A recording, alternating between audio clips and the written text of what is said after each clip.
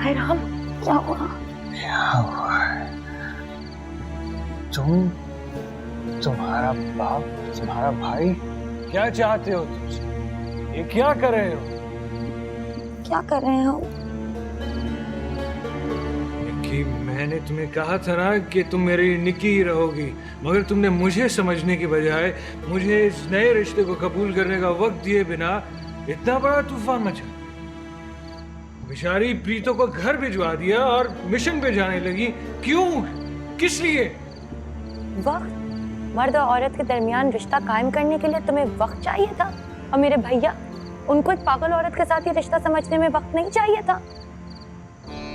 तुम्हारी बातें उलझी हुई हैं, मगर मैं समझ गया हूं कि तुम क्या चाहती हो। अच्छा, जान गए हो? हाँ, और ये भी जान गया हूं कि तुम कितनी होशी औरत हो और बेशर्म। और मगर मैं अपनी बहन का घर बचाने के लिए मजबूर हूँ निक्की। मजबूर? बस करो निक्की, बस करो। बहुत नौटंकी हो गई, बहुत थिएटर हो गया। अब चलो यहाँ से ताकि प्रीतो वापस आ सके। बस करो, सब खत्म करो। नहीं, मैं वापस नहीं जाऊंगी। मगर मैं घर दामाद नहीं बन सकता। आपको मेरी बात समझ नहीं आ रही है? मैं तुम्हारे साथ कोई ताल्लुक नहीं रखना चाहती हूँ। तो फिर जाओ, ये बात अपने बाप को बताओ।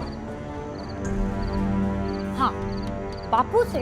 हाँ, बापू को तो मैं ये बात बता दूंगी, मगर उससे पहले मैं आपको एक जरा बात बता दूं।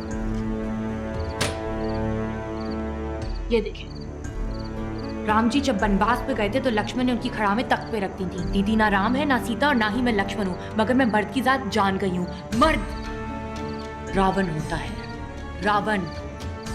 अरे बस करो, चलो घर चलते हैं। आप घर चलते। पहले आप ये रिश्ता कबूल ना कर पाए, और अब मैं ये रिश्ता नहीं कबूल कर सकूंगी क्योंकि दीदी जिंदा है। देख लिया, यही बस देखना बाकी था। मेरे साथ भी घर बसाना चाहते हो और दिल में अभी तक दीदी तुम्हारे जिंदा है। रहे ना मर्द के मर्द। शी।